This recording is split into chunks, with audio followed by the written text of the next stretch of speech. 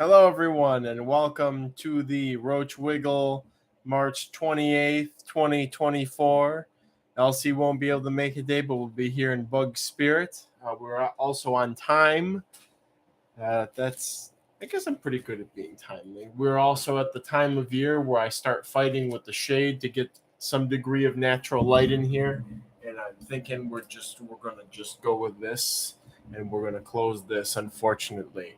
Um, we can take a gander at my some seeds I've started here and how they wish to be put out of their mercy. We've got some sort of a creme brulee or something, shallots.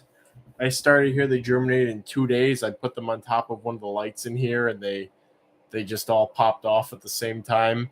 But they formed like root hairs above the soil, so they're kind of living a bit of a miserable existence. They should be, as long as a couple of them are fine, should be fine. And then we've got some sort of, I can't remember what type of tomato this is. It's for a neighbor, but also living a semi-tortured existence, being started indoors ahead of time. So they've been hanging out on the over there, getting some semi-natural light. We got Exotic Wilderness, we got Zen Monkey, we got Anthony Green, JoJo, Chris's Columba. You, I think, are new, so welcome. And we're gonna eventually do some show bug today. This is a horrible, horrible day for me because everything decided to come in the mail today. Don't mind me. Gotta get rid of that extra moisture somehow. So everything decided to arrive today. I got 5 boxes of stuff from all over the place today. All kinds of new bugs. Hello, Altered Pants. Alan's here too. Alan, you're gonna recognize some of these things. I gotta get these Dorcas that you sent on something to feed on. I was gonna show one off on the stream at some point. This is ending up being more of a hassle than I had hoped it would be, trying to get them out of this stuff. Let's see if I can at least find one. I just want to put them on the jelly. Okay, I think that's a female. It's a very, very tiny Dorcas species. There you go. You're gonna eat? You're thinking about it? Very tiny, and it doesn't want to. It wants to burrow. So we're gonna just give them the option to eat the whole jelly for now, and I'll check on them in a bit. If they want to come up and eat it, they can, etc.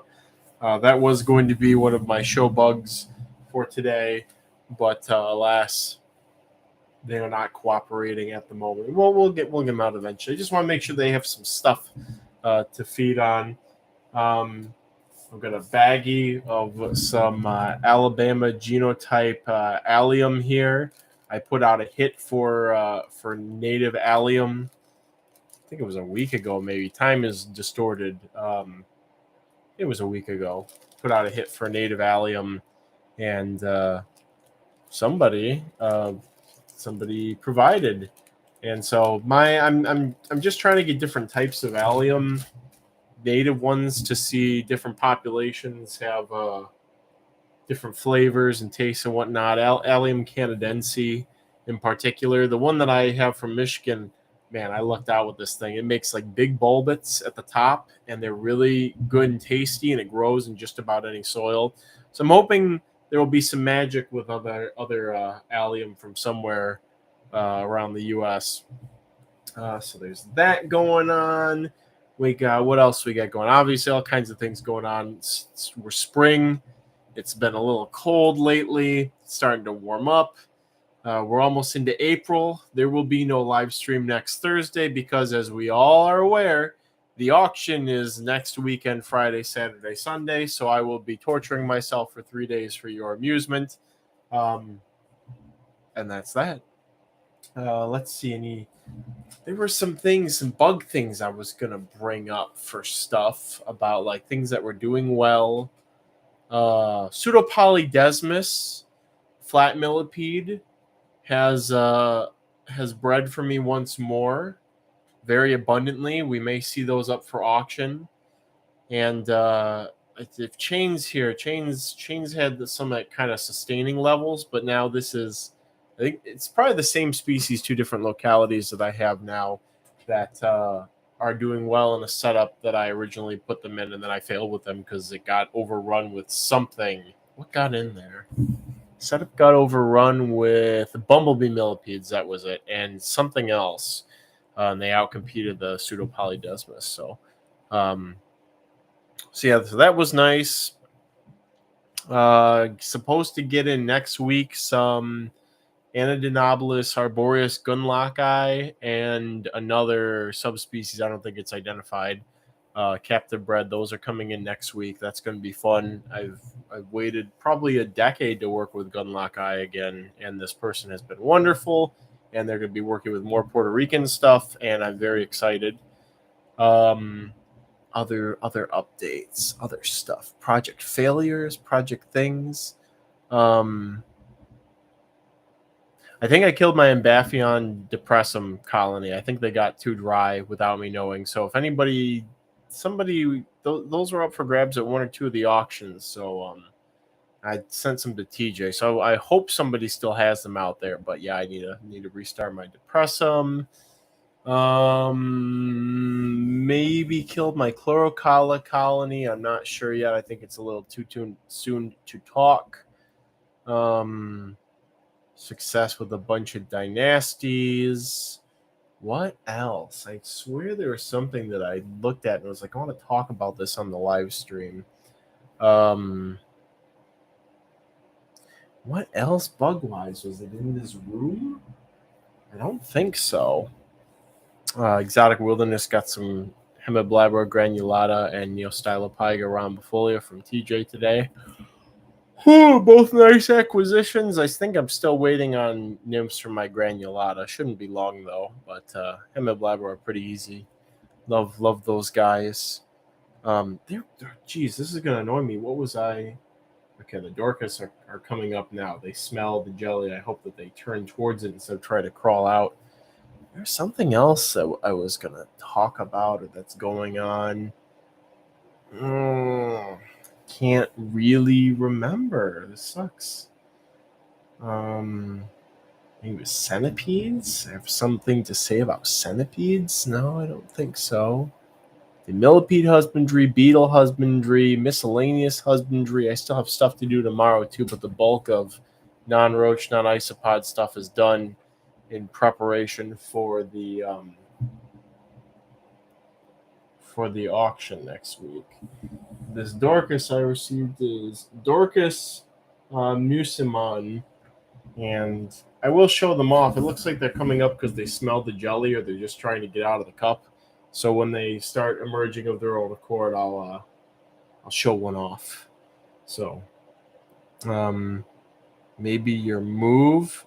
Well, I've been talking about that too. Oh, big news! It's not bug related. So Angela and I went to the farm on Sunday to look at goats, and it was great. We had a good time. Angela ended up liking goats a lot more than she thought she would, and so we're going forward with it. They're going to I think they were due yesterday or anytime within the next week or two or whatever. So we got to wait for them to have 2 does, and they've got to be a couple days old so they get all the colostrum from the really nutritious milk from the mother. And then we're going to bring them home, and that's going to be another thing for me to deal with pretty soon. So it's pedigreed American Alpine does. The father was a French Alpine. As I understand it, you can breed French Alpines into American Alpines and still have an American Alpine, but if you have a French Alpine, it needs to only be bred with other French Alpine goats. So that's coming up. The website work, I've been working on site stuff all day, and I finally gotten all the page stuff done, all the text for let's go through the categories. Kyle and Angel already having kids. Hello, Joseph Tavir. Yeah, that's it's happening. It's happening.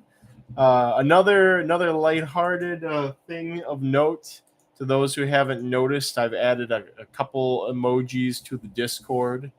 If anybody wants to exploit those, I'm hoping people will exploit them during the auction for my amusement. But those are there now. I was just gonna look at something. What was I gonna do? I was looking at the categories for the website overhaul pages. So we've got the home page, that's done. Terms, conditions, and definitions will be it's done. It's I just basically it's gonna be the driest part of the website. It's where I threw everything like the terms of service and the minimum order stuff and blah blah blah and definitions, sales terms for like what you're buying, like instar, nymph, larva, colony, culture, etc. And then the additional terms and definitions are for stuff like what's a locality, what does mode of birth mean, what does substrate humidity mean. So that stuff's all going on one big page. Maybe the top will have those things you click on, it'll jump to the part of the page with what you're looking for. Might have something like that. For sale isn't necessarily a page anymore. It's multiple pages. But those categories I've defined, subject to change. There'll be stuff added and hopefully not taken away over time from there. But we got stuff like, Blatodia, Arachnida, Chilopoda, Cicodia, substrate, supplies, Plantae, Aves, Mammalia, etc. All the stuff that's going to be for sale on Roach Crossing. So that's going to be, each of those is going to be its own thing. It's going to have a bunch of mini pages in it. It's very unlikely that I will define them at these levels. Like people can look up what plants are if they really want to know. Order contact me page. Chris and I were going sort of back and forth on if I want to do a contact us form thing. We were going kind of back and forth on why that is a good idea, but it's also not a good idea for some reason, like spam filter stuff. So it's in the air, and we can always add it later. When other stuff is done. So that's up. We've got the care guides page, which will, once I start doing some like actual research, will be turned into the care guides and research page, which will have all the little mini publication things that I will do, like feeding preference of blah blah blah species of cockroach. I'll say, we gave a colony this much of this and this much of that, and we measured which one they went to more than the other one for their dietary needs, stuff like that. Or I froze 100 roaches of this species, and this many survived 24 hours at negative 20 degrees Fahrenheit or something like that. And negative 20, that's really cool. Look at like 10 degrees Fahrenheit. And that's what will go there underneath the care guides. And thanks to JoJo, we've got a beautiful new PayPal donate button. I won't spoil it.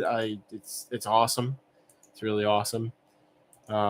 Except Willingness saw I was saying I was having a kid. No, we're having two kids. So let's see, 5 out of 8. The About Me page has been improved. More info about Roach Crossing, the business. A little bit different way about the About Me part will be updated. I've actually had a couple of people ask me to play Overwatch. I was like, sorry, I don't play Overwatch after the dumpster fire that began happening with it. So that's been updated to reflect some stuff, reflect the fact that I spend most of my time that I'm not working, like laying on the kitchen floor with the dogs. That's been put into that. Why does it sound like what my former advisor would do? What part, Alan? Let's see. So anyway, so the About Me is updated. The bounties page, it just added a couple things I kind of looking for off the top of my head and put some ridiculous prices on them. For example, if anybody out there somehow has the what do I have them listed for here? The Formosan sand roach that Bugs in Cyberspace used to sell. If anybody in the United States still has them, which I doubt they do, but if anybody did, you know, you could claim 12 for $100 bounty on that.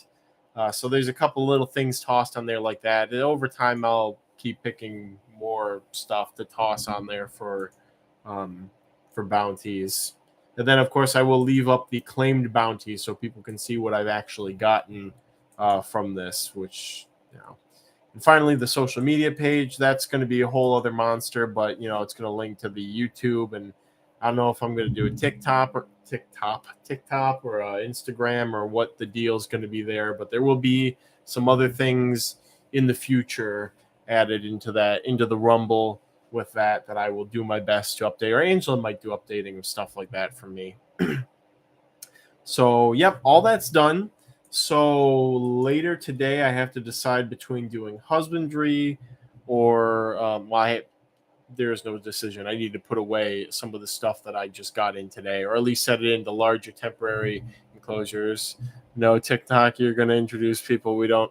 Yeah, that's a fair point, but you know, I feel pretty resolute about gaslight, girl boss, gatekeeping roaches from people. For example, the biggest thing, although since Roach Crossing is going to be the biggest compendium of roach information of roach husbandry information and some of this other information like sizes and stuff like that too to ever exist online. Hackworth species file is great. It's incredible. It's wonderful. But you obviously can't go on there and find out like what habitat stuff lives in. I think for most stuff it just says like terrestrial or something like that. But anyways, I will be including common names for roaches. However, moving into the future, I am getting as far away from common names with everything as possible. So that will be reflected in all the other bug pages. So all the isopods are only listed by their so-called scientific names currently. All the other invertebrates will be listed that way too. But I'm getting as far away from common names for everything as I feasibly can. So there's that, and that alone will gatekeep a certain percentage of people out of stuff, and I'm fine with that. But it's inevitable. Something gets popular, you're going to get more people who are not ideal in it, and it's kind of just the responsibility of the old guard to keep an eye on that sort of thing in case of problems. I think I might go check on the dogs. I let them out. I'm gonna go see if they're playing or something like that. But I'll get to this later. But Nazik has been a pain the last like week ish with stuff outside. She got at the guinea pigs that were outside and she ate one of them, which sucked. And I had to completely redo like that whole enclosure and stuff. Like she dug underneath and got past like all the stuff that I had blocking her from getting over there. So I'm kind of paranoid that she's she's so smart and she's such a brat that if she really wants something, she just stubborn, keeps tenacious, keeps trying to get at it. So I'm going to do a quick check.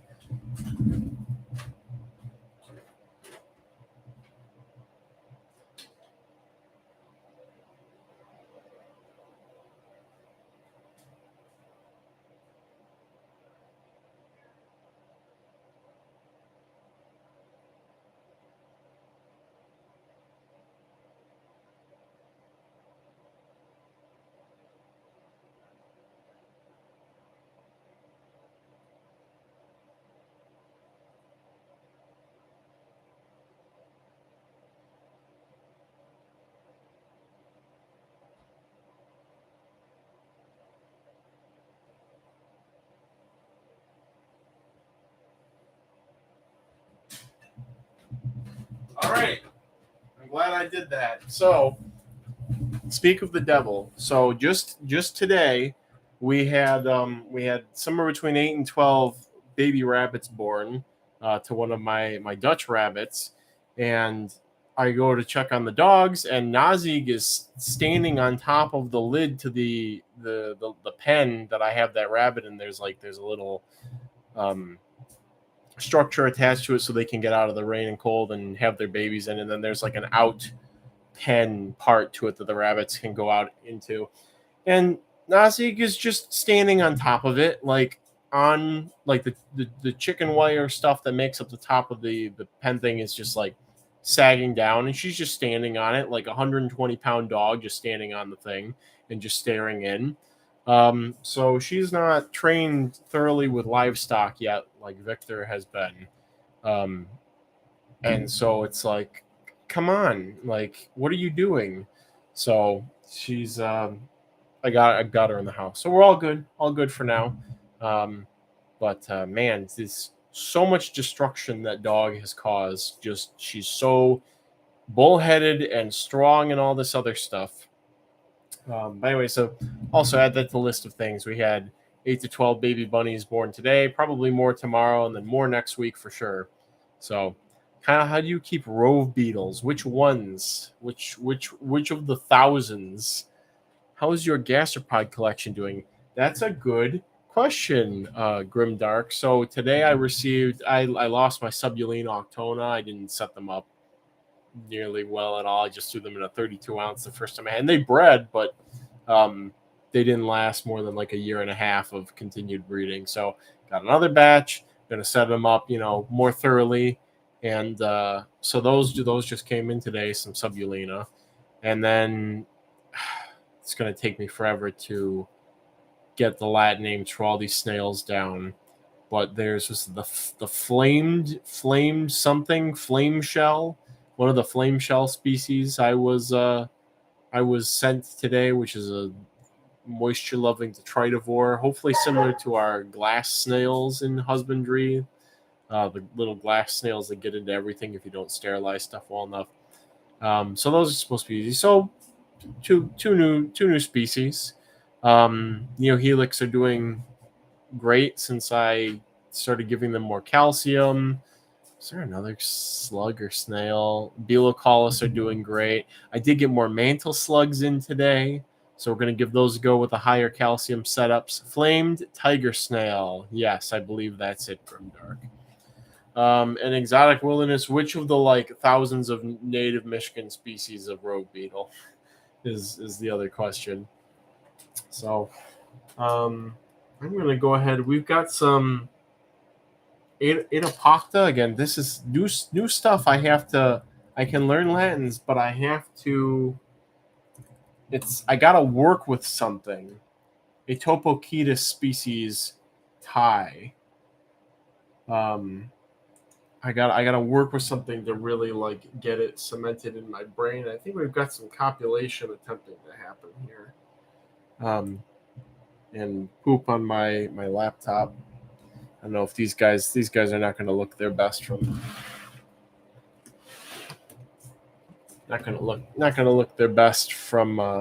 this angle while they're still uncurling. I don't want to break up the action though. So maybe we'll just show them off a little like that. So again, another thing that just arrived today that needs to be tended to before the end of the day, along with 30 other things. I'm very grateful to have received these. So the Subulinae tend to like to lay eggs in moss. We didn't already know. I didn't already know that. So we'll give it a go. I think it was just crappy husbandry before that did my last ones in. I had them doing phenomenal as a hitchhiker with some wild caught Armadillidium vulgare that I received 3 or 4 years ago, and I was actively exterminating them because I didn't want them at the time. And then of course that changed. Once I had an idea and I was like, oh, these are pretty nifty, and then I was like, what have I done? So it was the other setup I had them in most recently was just trash. It was utter trash. So I think they'll do fine in the new ones. Also, mantis slugs, larvae, fungi, and algae, if you didn't know that as well. I had Carolina mantle slugs last spring, and I got babies out of them, feeding them rotting wood. I gotta see. I'm just trying out this calcium thing. It works so well with my leather leaves. Now I'm maybe this is the be all end all for buffering the substrate humidity and for the calcium needs of things that don't have a gigantic calcium. We got some of the testicella. Was it testicella? Came in couple of weeks ago, little tiny things, but I'm thankful to have received them, and they're still alive. Haven't seemed to have done much growing, but we're going to see over time how that goes. So, how do you set up your harvest men? Which species? Usually it's like a couple inches of like organic matter with a lot of kind of coarse material over it to give the young places to hide and whatnot. And a little drier for the western sei than the eastern sei. But I recently went to ship some sei, the eastern sei, on Tuesday, and like all of my adults like just were dead at the same time, and it was very suspicious. There was still a good number of immatures, but like all the full size ones were just like dead and kind of strewn about, and I was just like, what's going on here? Like I haven't done anything different with this setup, and oh yeah. That's what we love to see here. Some adult content going on. We're going to try the... This is so awkward. Try to get them to do that up close. And there goes more dirt onto my keyboard. It's going to be great to not have to finagle around with this sort of stuff in the future. I'm really looking forward to that. But anyways, we got some in flagrante delicto here. So that bodes well. That bodes really well for this as a breeding project. We're gonna put them back though. Still wait for those Dorcas to come up and out. But to the person who sent these to me, along with many other things this week, thank you very much. I will do my best with them and hopefully not screw up. That's all I can really offer most of the time, is saying I hopefully will not screw up. Rottenwood would count. My Carolina mantis slugs will nibble on carrot, sweet potato, and corn too, but if you ever get a chance, try throwing in some random mushroom or lichen sticks. Yeah, I remember seeing them in the wild. They were all over like the fruiting mushrooms at the one place where we were finding them.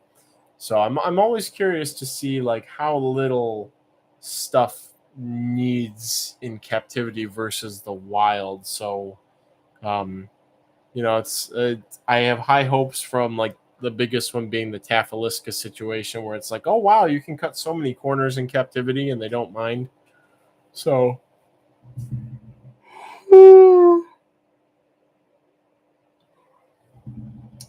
anyways, yeah, I feel there's just so much going on right now. It's a little overstimulating with all the like, go here, do this. Oh, this is coming up. Oh, don't forget about this. Oh, it's very. I don't even really feel like stressed. I just kind of feel a little numb to all of it. Just like show up and do your part. Hopefully, I will bring my all to the auction next week. I kind of don't have a choice to do that or not. But yeah, I am looking forward to 3 days. Again, I think Angela's going to be here most of the time, all 3 days. And it's gonna be a bugapalooza, everybody. Most gastropods can technically be reared on very bare bone stuff, but I feel like they have a higher health ceiling, if that makes sense. They're better off with a varied diet when possible. Yes, I like finding those things that the varied diet is basically the substrate you put them in with, and also if you decide to give them a piece of dog food or fish flakes. And I don't know if they want to be named, but somebody who frequents this chat has gone on a native snail collecting spree and finding out that like most of the ones in his area are like they're just generalist detritivores, and it just seems so strange, but there's so much detritus down there, and there's probably so many little specialized predators for snails that they can eke out the most minute of niches. So I'm eagerly awaiting what they're going to find out about breeding all these little snails. So this is a Dorcas mucimen. about the size of, like, I think it was this big parallelus size or tiny brevis size, are two North American native species. And I mean, I like them. I like stags. Uh, these are so tiny though. Hopefully, it'll be easy to raise like a bunch of them because they're so tiny. Like, you don't have to go as deep with the substrate and all that jazz. Uh, but other than Dorcas, I've really been dynastine beetles have been tickling my pickling lately, and I've got a lot of Dynastes tidius localities and strains coming ready. I've got my primary Grantii line, Tripoxylus. We're getting ready for. I'm thinking I'm gonna, if all goes well, fingers crossed, mature about 20 to 40 adults probably by the end of April or early May, and then uh, conduct some beetle sparring to see who the top ones are, and sort of craft what I've got into a good sparring line. I have to get a hold of you this summer for Dynasty Titties. Can adults be housed together? Yeah, you actually can house, and even the males can be like housed together too, just with enough space. That is, if there's not enough space, you're gonna. So let me give you an example. With a lot of stuff, the dogs are getting worked up over something. With a lot of beetles, especially like stags, I was told, don't house the males with the females. They'll kill them like right away, no exceptions. I was like, well, that seems kind of dumb. It's like you're supposed to reproduce. You shouldn't have antagonistic behaviors against females. And so I work with Titanus castanicolor, now Titanus palawanicus. I actually have to check and see if I have larvae from the palawanicus. For all I know, everything was a dud and I didn't get any larvae and blah, blah, blah. But anyways, I housed two different females of my palawanicus male over the course of like 2 to 3 months ish, rotating the females out as I thought they were fertilized and whatnot. And there was no aggression. I never lost a female. There was no sign of injury to the females. But this was a big enclosure. It was like a 20 to 30-ish gallon like bin that I had put them into. So they had all the space in the world for natural courtship behaviors and to get away from each other and get closer to each other and blah blah blah. So let's go back to June or July. I think it was June when I got my first ever Dynastes Grantii adults to eclose from the stock from Cave Creek Canyon. It was one male and 3 females. And I put them all together in one of these medium-sized faunariums, and I thought to myself, Dynastes, you can house them together. There's no problem. Nobody's ever told me you can't do this. And over the course of 2 or 3 weeks, the male maimed all of the females fatally. The last one, I was like, okay, maybe I should we should put these in a smaller or bigger container. And it was too late. Even though the male had just, he had punctured the females, it looked like just the wings. Apparently it was too much and she died as well. So what I would say is if you want to pair beetles up, especially one horned beetles, give them as much room as possible. And they'll just do it naturally because they're supposed to. The males are not supposed to kill the females. So just give them some room. And it's a pain because it's space. But if you want to work with the species, I would say, do that. I mean, people are like, okay, take the male's jaws and like bind them and do this and only put them, hand pair them for like 5 minutes or whatnot. It's like, why not just let them like do it naturally? So like the male can court her.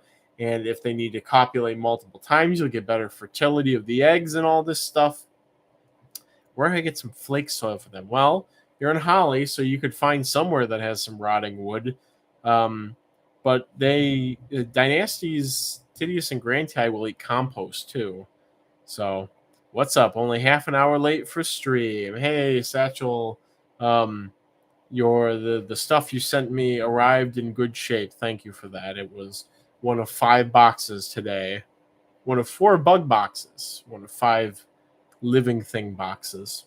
we're just hanging out with this Dorcas Newsoman here.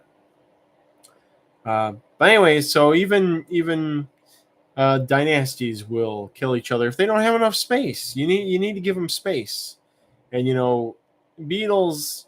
One of these days, I'll do my Beatle rant live stream. I've been planning on it. My Kyle's savage exposure of the Beatle hobby, blah blah blah. But Beatles is just, yeah, you can feed them rotting wood, and yeah, a lot of people like Beatles and blah blah blah. But it's a lot of space if you want to do it easily. Like you need a big pairing tub.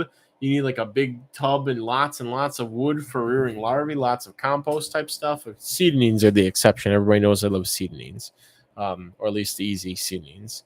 I will have to talk to Kai as well. Yes, it's a good idea. A person just picked up my Masola hissers from Kyle. How did everything go well that time, a person? I didn't realize until after I had shipped that you had brought up that the post office had given you some issues previously, and then I was like, oh, was I not supposed to do this? But sounds like everything worked out well, so I'm glad about that. Actually, I understand what it is now. Yeah, it's an actual thing the USPS offers, and today was the day for packages. It really was. Nazi's making like human sounding noise. It's kind of off-putting. Yeah, it's people write it on the box and stuff, and it's like it's on click and ship. And then somebody told me today that they're getting rid of regular click and ship and only doing the expanded or updated click and ship, which apparently doesn't have a hold for a pickup option. So I'm like, this is going to be a nightmare, because I was starting to move towards, severe weather shipping. Hold for pickup makes things so much easier for so much stuff. So I don't know. We're going to see what happens. I'm going to go ahead and put this Dorcas back in. I don't want it drying out. It's pretty dry in here. So for all the Dorcas fans, say bye to the Dorcas Musaman, and maybe you'll say hi to some of its larvae eventually. And I just made a huge mess on here, and it sucks. And it sucks. Let's see. I had a very important phone call about some bug-related stuff yesterday evening. It went very well. I can't say much, but I would like to tell everybody to get a little hyped for some Roach-related stuff in the future. There's some gears that are turning. Satchel says, I'm even getting disillusioned with Cetinids after my gymnast just designed not to breed after one successful generation. Might have been a heat thing. Maybe conditions weren't warm enough in your room over the winter, unless they were on supplemental heat, but that would be my guess. I think you had success with them starting in like the summer, fall, and then now coming out of the winter. Sounds like they didn't do the bestest. Satchel said, my seps died out after earthworms depleted their substrate, and I couldn't get a male-female pair to be mature and alive at the same time. Seps. Oh, Sepulchralis, yeah. I was actually kind of afraid that I was going to lose my Sepulchralis, too. Why? Why was I afraid?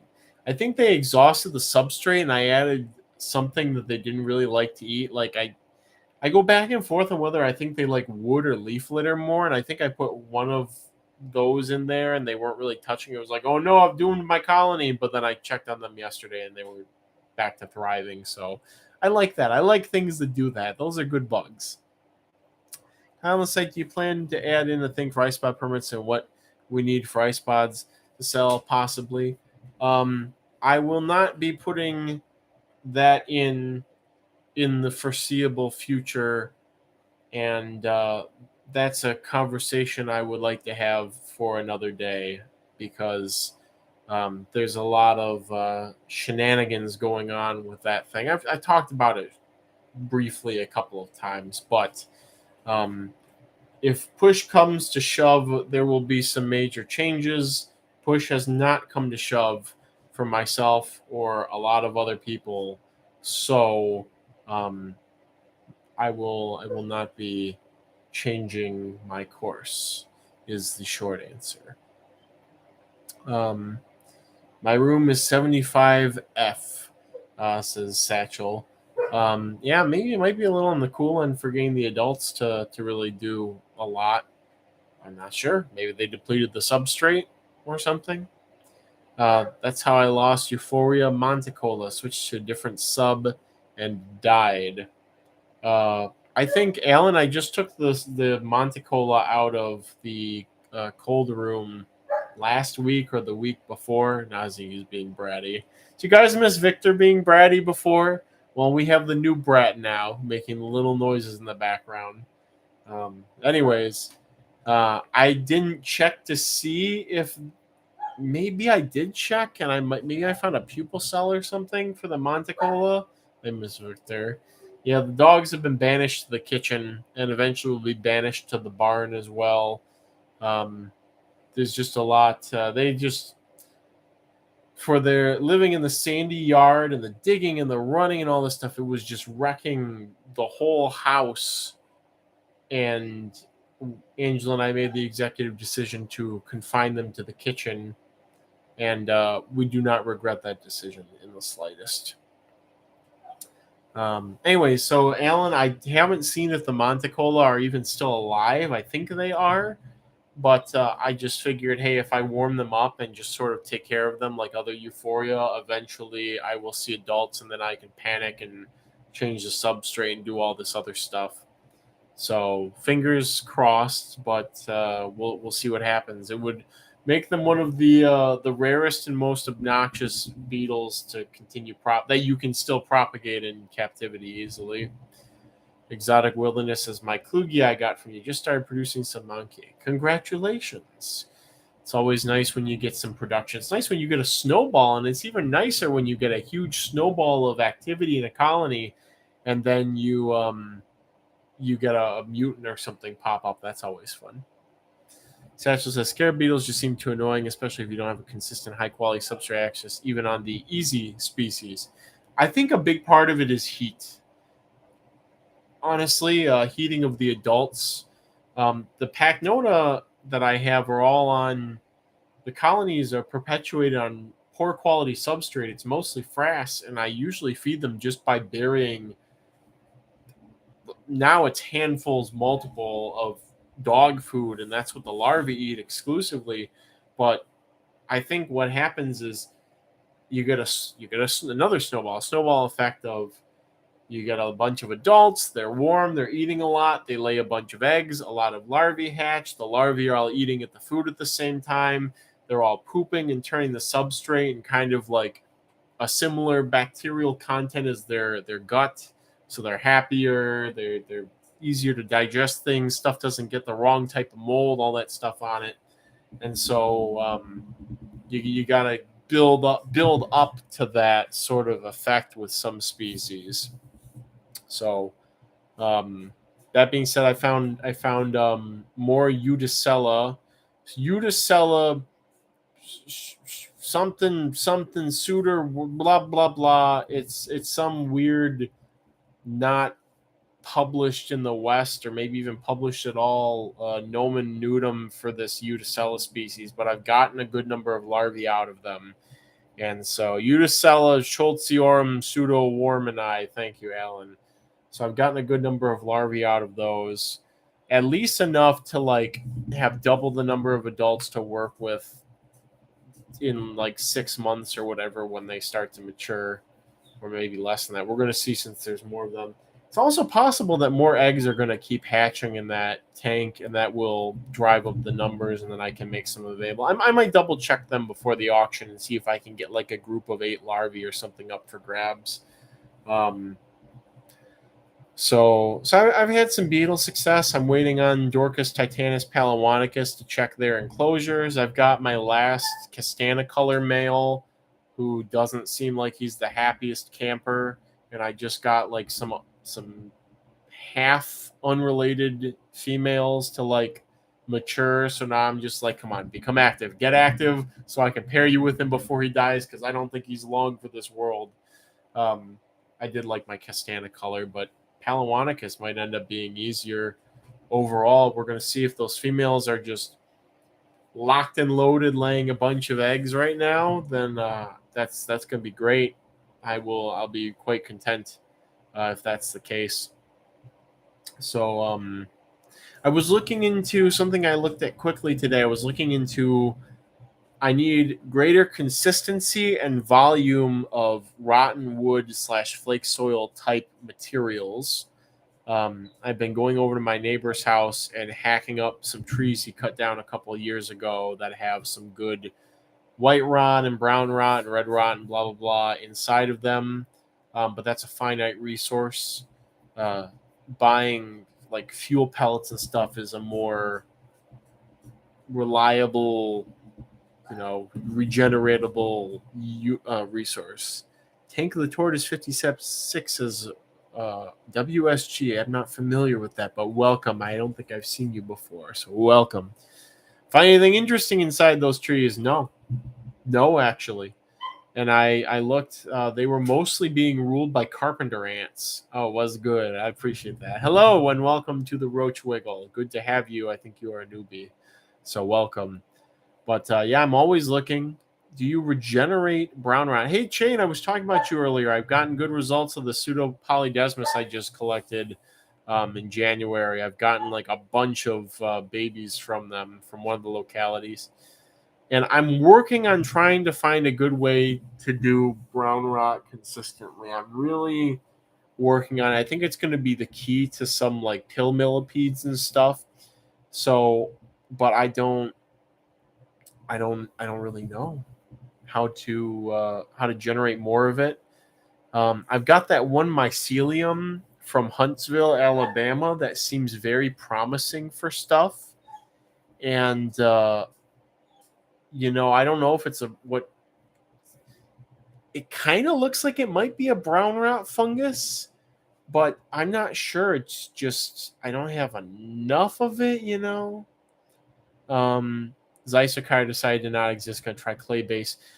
I talked about this before with the Pachydermis, where they had a bunch of babies and they just like got stuck on the bottom because it wasn't a solid sheet and they just all died. But yeah, I gotta try Pachydermis again and get a good system going that works for me for that. I think I've figured out Uriuridae. I think I've got them. I'm on an F2 with like 2 different species of Uriuridae. Sorry, it's a subfamily, I think. I've gotten good results. And it's so good that I had crashes, and then by changing things, I was able to pull them out of the crash, the spiral that the colony had gone into. So I'm like this is the spark that lights the fire of mastering consistency with these. And yes, Alan, the bigger ones you sent me ages ago died out. There was the flower pot fungus mycelium just sort of popped up and took over in all of them. And when I tried to move them to a new enclosure, they just all died. I think a lot of them were trying to molt at the same time and they couldn't build their poop cell things. It's really annoying, and it makes me wonder if like the best way to try and breed those is to just get like a huge, gigantic bin or trough or something, set it all up, and then have like a supply of what you're going to feed them next to it. And then like every month, just sort of layer up a little bit. It's really ridiculous. It's like, but like to do it on a good scale, I feel like that's almost what you need to do. Yeah, gigantic bin of potting soil or what have you. But speaking of that, we have this. I did millipede husbandry yesterday or the day before, so I've got some stuff to talk about with that. So your urinating are going well. I pulled them out of death spirals, which was something I couldn't do before, and it makes me very happy. So there's that. We got that going on. I received Orthomorpha subcartii back in February, and was told they're extremely easy, like the smaller Orthomorpha coarctata. And I'm getting some what look to be adults of subcartii, and I'm just like, these are going to be one of the next big millipedes. If they are as easy as claimed, this will be like one of the huge new millipedes everybody's going to love, because they're like get my handy dandy measuring implement out here.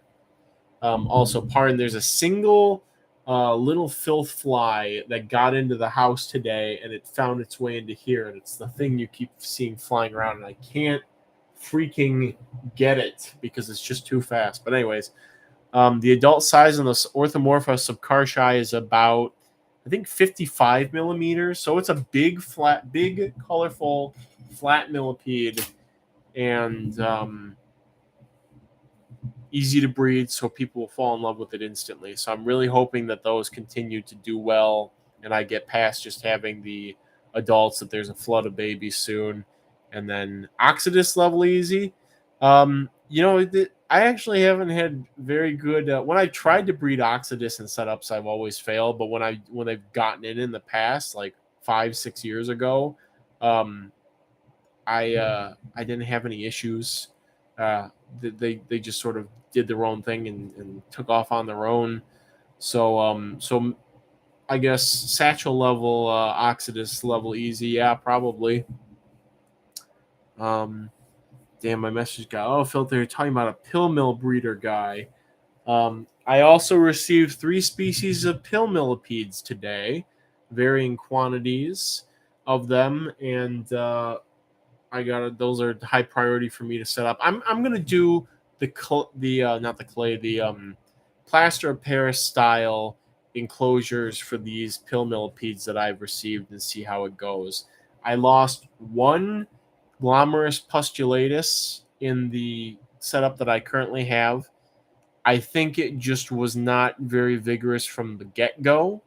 That's my gut feeling there. I only received 5 of them. I don't think the colony that I got them out of was thriving. So one is acceptable. If I get another loss, I'm going to start feeling a little heartbroken. And we're just going to see. But I feel like this may be the way to go with keeping pill millipedes for now. We'll see how it goes. We'll see how many more failures I have. But that one time that I had the Ceophonomerus, and they went from like 5 to 8 to like hundreds, and then they just all died. I have to figure out what I did. I still can't figure out what I did right and got those results, but I need to figure it out so that we can standardize this and make them more readily available. So, thank you, Satchel, for grabbing more Anomorous. It's really one of those things I can't have too many of during these like trial stages of stuff. Chris is Colombo. Do you culture any globular springtails? Recently found some black Spintherina species. Try to culture them on clay, super small. I have that Arhopolites caecus, and they check on them right now. There's sometimes I check this culture and there's like none, and I'm like, oh boy, I killed them. And then the next time I check on it, there'll be like hundreds. So let's see if we're in a peak or a trough right now.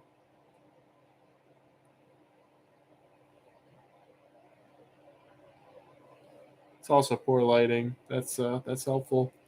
Poor lighting is. I'm breathing and I'm not seeing a whole bunch of them, so we might be in a trough at the moment, but we'll see. We'll see over time. Might be too dry in there too, even though there's no ventilation. But anyway, so I have those. I had CF Dicertoma fusca going in with my Lepidostridus paradoxus a couple months ago, and then it's a high vent setup, and it dried out, and I'm pretty sure it killed all the Dicertoma. So I have to try them again in a high vent setup and see how they do. But they were breeding fine. Like that. First, I tried them in a low vent setup, high humidity setup. I got some babies, and then they all died. It was like, okay. And then I thought they would have needed higher humidity considering where I find them, but I guess not. So, John Doe says, John Joe, welcome. I don't think I recognize you. I have Spintherinus bimaculatus. They like higher to medium humidity. I keep them on soil. If I try out globulars again, it's going to be in clay style setups, I think, for now. Maybe I would dare to try high vent setups, but I don't know. really gravitate towards the high ventilation setups because it's like I have these beautiful colonies of like Orchicella and Tomasaurus doing really well, and they just do the best for me in high ventilation setups. You really can't keep Orchicella in low vent, at least not King Dervillosa. They just turn to ooze really quickly. I remember at one of your auctions there was an inflatable roach. You still have it? Yes, that's Kyle Jr. He comes to every auction. He'll be here at the auction next week. Globulars are my favorite Columbula, says Chris's Columbula. I think they're really cool too. That's why I wanted the Dicertoma because they're so big and they're purple. But you know, I'll try and collect them if I have a fun day with Will and we just go out and like look through some leaf litter and have some giddy fun. I'll try and collect them again. You know, Shane Coughlin says I have a full black species. Someone in the Discord has an insane amount of 2 globular species. That's hilarious. Chain has a full black species that have been breeding for years on bark and soil with a humidity gradient. They're not the most prolific, but they're stable. Stable is wonderful. That is something I may have to get from you in the future, Chain. Stable consistency is beautiful. If you have a seed starter culture like that, you can play around and try to figure out what really makes them tick and always know you can come back to that culture and get more. So I love that. Trying with some large copper color species and green species, trying now. Yeah, they'll be coming out here in Michigan any day now in droves if it ever warms up enough again. At least we haven't gotten like a bunch of snow or something again, but I am getting annoyed. It's the end of March and we're having a better spring than we did last year, but there's still always the possibility the temps are going to tank and we're going to get snow on the 21st of April like we did last year and like we did 2 years before that. Our springs have been very protracted and cold in the last 6 years here, and it's very annoying. I'm used to seeing hyacinths pop up and start flowering in like February when I lived with my parents. And of course, they're in an urban heat island, so there's that. But it's been so wonky this year. Usually daffodils come up and flower in April, and a lot of people's daffodils have already come up and started flowering here in Michigan. It's very strange to have seen them in like early March pop up, and then like all the leaves on the trees and stuff are still bare, because I'm used to seeing like, oh yes, the daffodils are blooming and the dandelions are blooming and the forsythia is blooming and all the hydrangeas are leafing out and blah blah blah. So it's just kind of weird. Chris's Columbus says, I've never ordered from you before. To order, Joe, just email. You have some cool springtails I'm interested in. But yep, just send an email to roachcrossing@gmail.com. A lot of stuff is kind of on pause right now because the auction's coming up next week. There will be some springtails at the auction if you're interested in larger quantities and to get a good deal on stuff. But yeah, just shoot me an email. And I love talking about trades. I love hearing about what species you're working with. Yeah.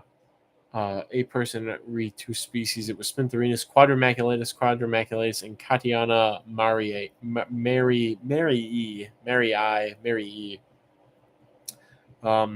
Yeah, I will bulk out more stuff once I move. Right now, I'm just sort of like, somebody offers me something and I think I'm not going to ever get a chance with it again. I will take it. If there's stuff I'm looking for, I'm getting it.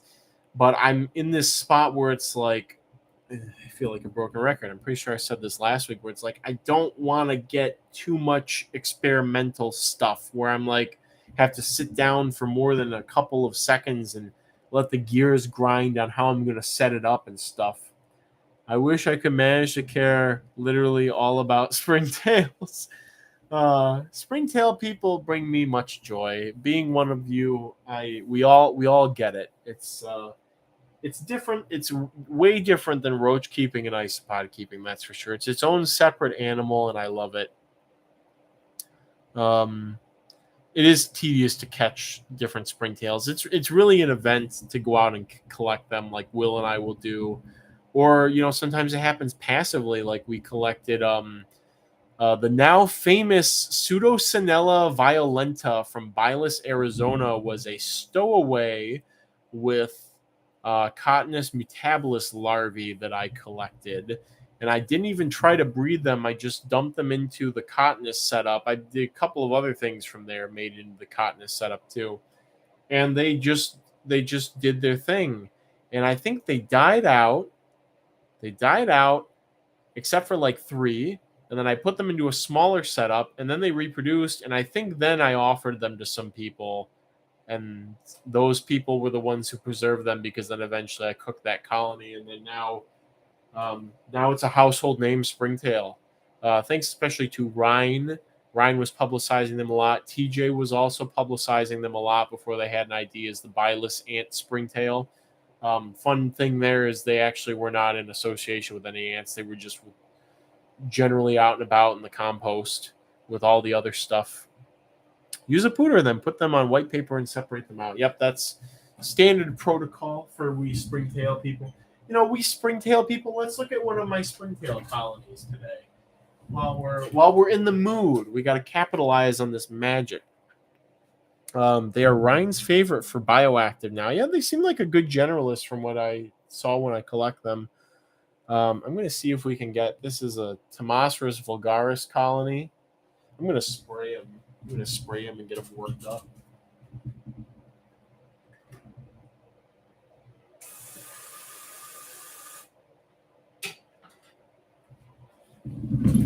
Maybe get a little bit more light here now that the sun's over the horizon. I need to go get some Bilus. I love how Pooter caught on. That's been the name for... That's been an inside joke for entomologists for like decades now, is calling it a Pooter. Actually, I put the Pseudocinella violenta in with my Hemithorsassera vittata. I was just like, I don't want to use... I don't know what I decided against using. Maybe it's tropical pinks or something. So I put those in there. They've been doing really well. So really nice, shiny species. Yes. Again, people paranoid about inbreeding and all this stuff. Think about what I just said. The stock that is now in the thousands in some people's collections of that species came from 2 bottleneck events. One of them was down to like 3 individuals. Think about that. Thank you for joining us, Tank the Tortoise. Have a good evening. But 2 gigantic, colossal bottlenecks. The first one not as bad as the second one. The second one was like, again, literally 3 individuals. And that's all this healthy stock is out of that group that I pulled out of the Cotinus container. So anyways, we're going to look at some happy Tomasaurus vulgaris. If this thing ever decides to focus, we will get to look at them. They're not really doing everything that I wanted them to do. I thought that we'd see a lot more swarming action going on in here right now. Maybe the back is the better candidate to look at.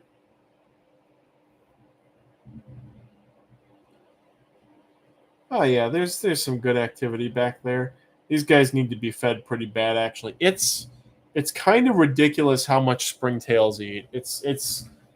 Their body is not optimized like roaches are. It's ridiculous. It's a better view from the top. There's more of a mountain about. We'll see if we can get a good view, semi-good view. You can kind of see some of that activity there. Yeah, that's pretty good. You can see how I've let the fish flakes mold. I don't care. They don't care. I don't care.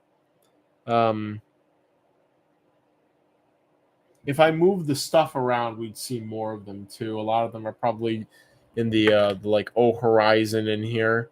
So, but this culture, I think, has been going for 2-3 years, or like not this container, but like this stock has been going for like 2-3-ish years. 2 years, I think. 1.5, 2 years.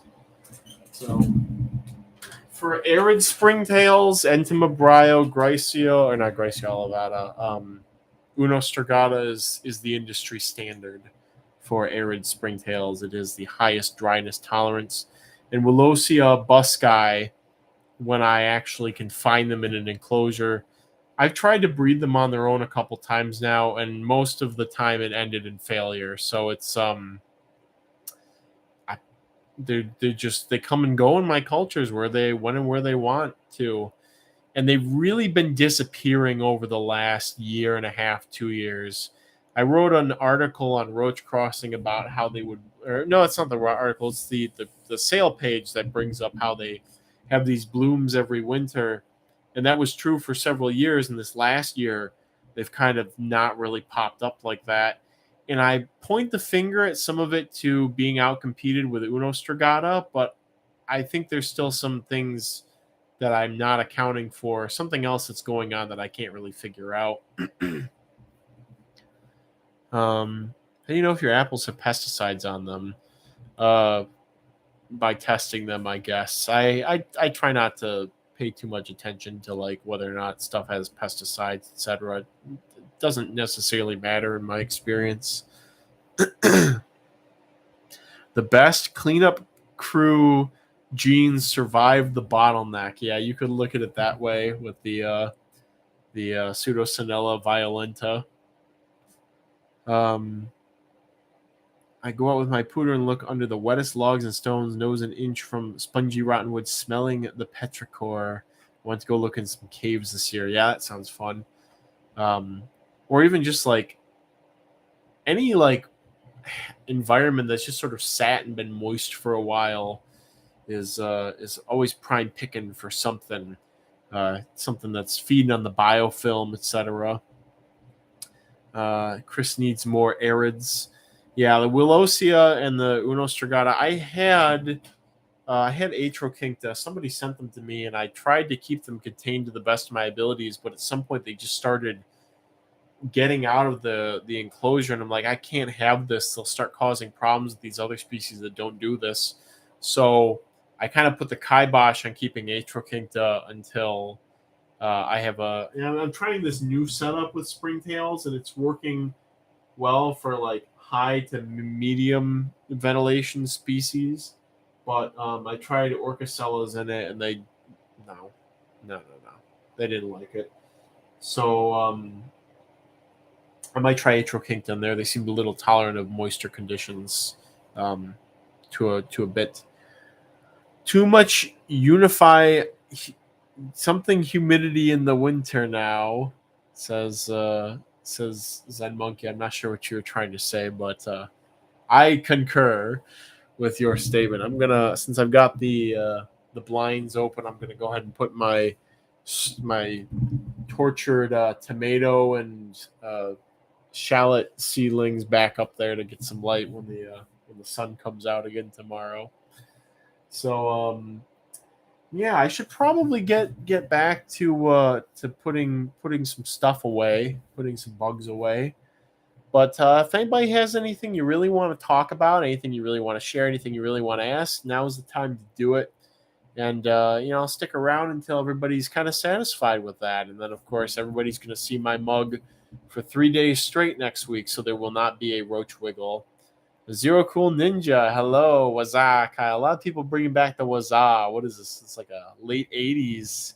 It's like a late 80s thing. That bird has flown the coop, my friend, a long time ago. So yeah, anybody else got anything? McCheeseburger, that's new. Hello and welcome to the Roach Wiggle. You're tagging on at the very end. Welcome if this is your first time. Sorry you're kind of near the end of it, but on the flip side, you do get to look at me for 3 days straight next week if you want to during the auction. So anybody else have anything to share? Any other points to bring up? Again, we're getting into the final hour before the auction here. I got to do all my inventorying next week. It's going to suck. How can I keep millipedes going and don't have a lot of growth? Could you rephrase that question, Zero Cool Ninja? And Mr. Cheeseburger, yes, first time here. We have some fun during the Roach Wiggle, the weekly general live stream. A lot of the fun is had at the auctions, especially at the end of the day at an auction. But I'm happy to talk endlessly about bug projects. I'd love to hear if you've got any projects going on, anything you're looking to get, anything you just got and you're keeping, etc. That's part of the fun. Is that your collection behind you? Amazing. This is a fraction of the collection, although it does have the highest species diversity per square foot in the whole house. There's still a lot more in the basement, including most of 99.9% of the isopod species are kept in the basement, and it's a whole wall. So all these newcomers arriving in the last 5 minutes. Yeah, I know it's how it is, but there won't really be a last 5 minutes at the auction next week, though. So there's that. My millipedes are not breeding. Have them in flake soil. Feed them veggies. Have dried wood too. What species of millipede? You can also ask about it in the Discord too if you want to. Behidger says you've mentioned David eye hissers not doing well with lowish temps. How low and for how long for temps have you been unsuccessful? The longer they're in temps in the like below 75 range, like the colonies in those temperatures, the worse they do. They have the highest temperature needs for reproduction and just general health of any hisser that I've worked with so far. And that's why people didn't do well with them for a very long time, is they need to be hot. They also like to be dry, or they tolerate the most dryness out of any hisser species. I walked away, not sure if you answered, but how do you tell if apples have pesticides? I don't even check. I don't even bother with stuff with checking for pesticides. I just sort of accept that there may be some losses here and there from stuff, but in general, never been an issue. I think the only time a pesticide may have been to blame for killing a colony of roaches was some hissers I had back in like 2011 or 2012. It was like common hissers or hybrid common hissers, and I fed them a coconut and like lost somewhere between 70 and 90% of the colony over the next like couple of weeks after that. So chrome roach is very exciting, an excellent starter species too. You can wash the apples. Jojo recommends washing the apples. Again, I don't. It's too much work, and I just sort of accept that there might be some losses from stuff if I don't wash things. It's never, other than that hisser situation, it's never been an obvious issue for me, except for maybe, I think they put a bacteria as a pesticide on certain squashes in the fall. I've noticed, maybe I'll lose like 1 to 5% of a colony of some sensitive species in the fall if I feed them squashes. Like Bursatria seems susceptible to it, but other than that, it's never really been an issue. So, Zero Cool Ninja, if you don't have Leptogonaiulus sorornis breeding in your setup, something's got to really be wrong. Maybe it's too dry. Could be too dry. Maybe if you got them semi-recently, they're not sexually mature yet. That's a big thing with millipedes, is if you get a group and it's just taking forever, some people will get frustrated and ditch the project or sell them or just neglect them hardcore, not realizing that their millipedes were not sexually mature yet. And Leptogonaiulus sorornis should be pretty straightforward. That's like the one of the ultimate beginner millipedes, I would say, is the what was the name Warren was trying to get used for them, like greenhouse hothouse white leg or something. But yeah, they're one of the millipedes I would expect people might have success keeping them on coconut fiber. Might be too dry. For many millipedes, if you're having problems, err on the side of it's probably too dry and you should get them more humidity, would be my suggestion for most millipedes. Big Cheeseburger says, I only have hissers and dubias so far. I'm definitely... Excuse me. A bit of a beginner. We all got to start somewhere, and hissers and dubias are a good place to start. And hello, Kim. Thanks for joining us at like the dead end of the stream. Much obliged. I got so much stuff to do today, like to put away, and then next week the auction. The auction, blah, blah, blah. Blah, blah, blah. Everything's crazy. But yeah, I'm hoping that when's December? December is 9 months from now. 9 months from now, I'm hoping I'll be sitting at my laptop in a new office with a new building basically an entirely new life. I'm really hoping we're going to get there, and all this suffering is building up to that. So I will continue to why are we still here just to suffer up until that point. So I get out of the gym at 7 CST. My timing is always bad for these. Yeah, at some point we might put it to a vote, like changing the wiggle time. That might be something that will happen naturally when after the move. That might happen. We're going to see. We just got to see how things go. First wild Cornu aspersum. That's an interesting thing to have seen. I think I saw those in Star Valley, Arizona. I think they were Cornu there, maybe. So at a library, yeah, of course. The stereotypical like snail illustrated in books at the stereotypical book place.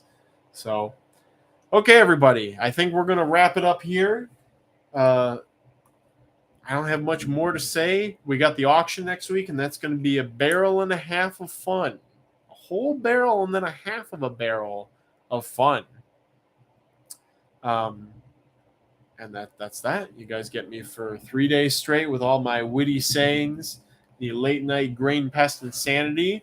We got some juicy non-roach things going up for auction too. Not just the snakes. We are going to have some snakes on Sunday, but like paraphernalia, miscellaneous odd auction things.